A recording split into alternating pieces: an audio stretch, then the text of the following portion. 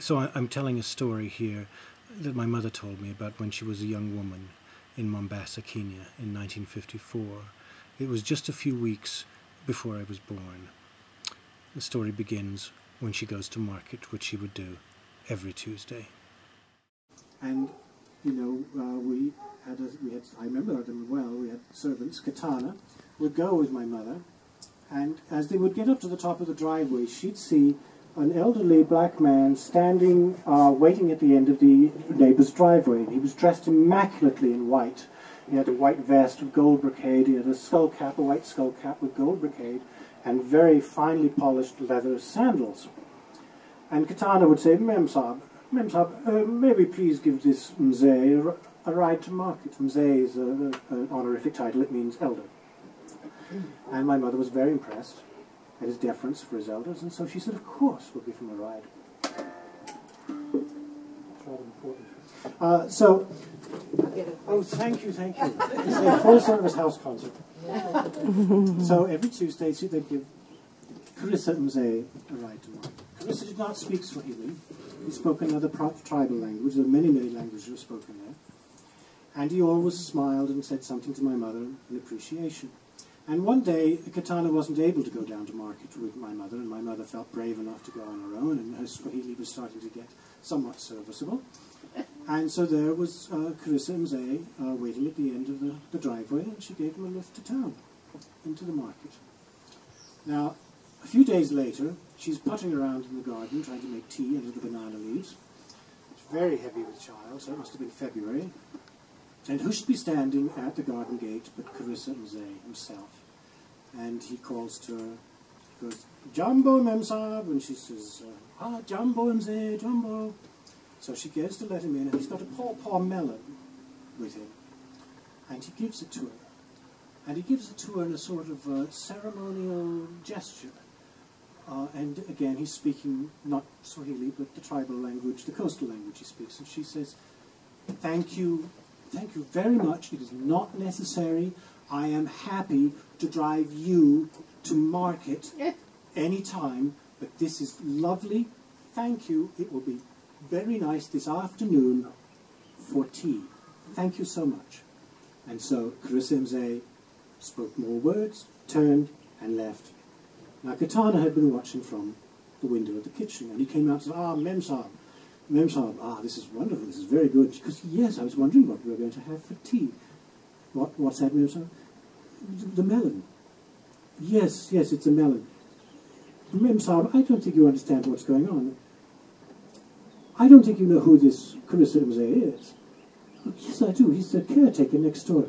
Yes, Mem Sahib, yes. He is the caretaker next door. He is indeed the caretaker next door. But he's also the most feared Juju man on the whole East African coast. If you want somebody dead, you go see him. This melon is an augury. It is a blessing for your unborn child. A blessing? Oh, yes, Mem Sahib. It means that one day he will grow up to be a great folk singer, and he will never sully his hands with money.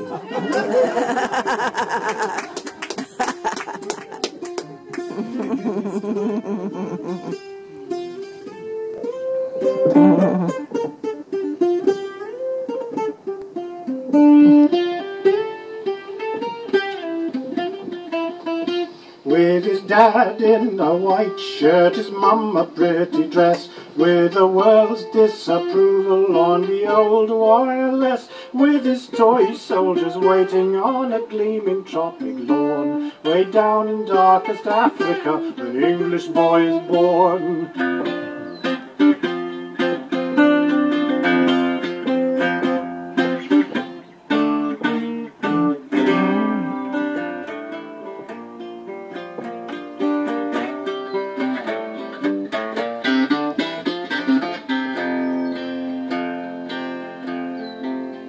So he learns his table manners and he learns to be polite, and off he goes to school, but just for children who are white. He doesn't want to hurt a soul, but still he is afraid of the dark and fearful faces in the world he has made. So now he starts to wander in, but what does he find? Misery or beauty? Well, he can't make up his mind. There is no English lion under the acacia tree. There is no English sun to set upon the open sea.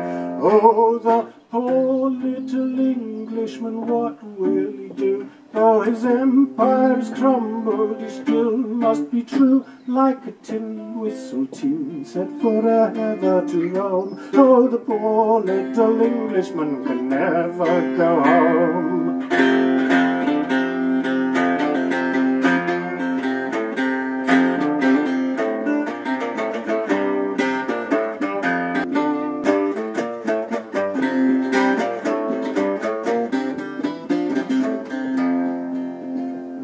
Band needs a little rehearsal.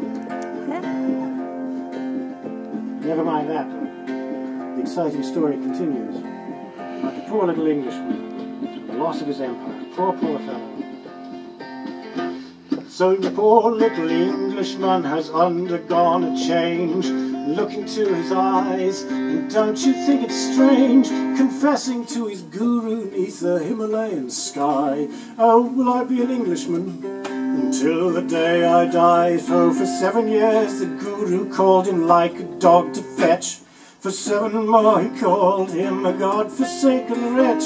Oh, will you change your mind? He'd say, you're just a human race. And when you right a wrong, another wrong will take its place. Oh, the poor little Englishman, what will he do? Though his empire's crumbled, he still must be true, like a tin whistle tune set forever to roam. Oh, the poor little Englishman can never go home.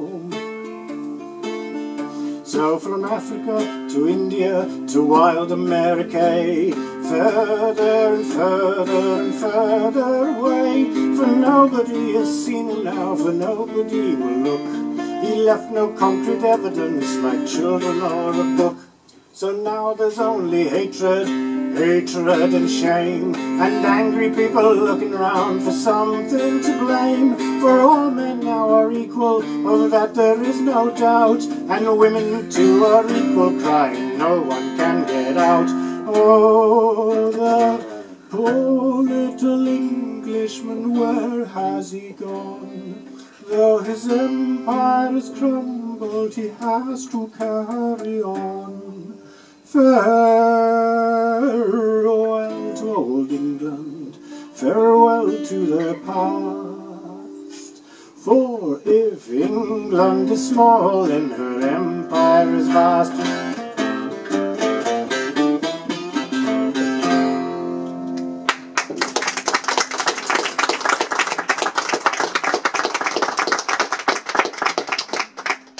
I find that I started to play at the Celtic Arts Centre in Los Angeles, and I thought, oh, they're going to hate me for being English. But once I sang that song, they liked it. Oh, he's making fun of Englishmen. He must be an Irishman. Yeah. He must be Irish. He must be Irish. There must be some Irish in here somewhere.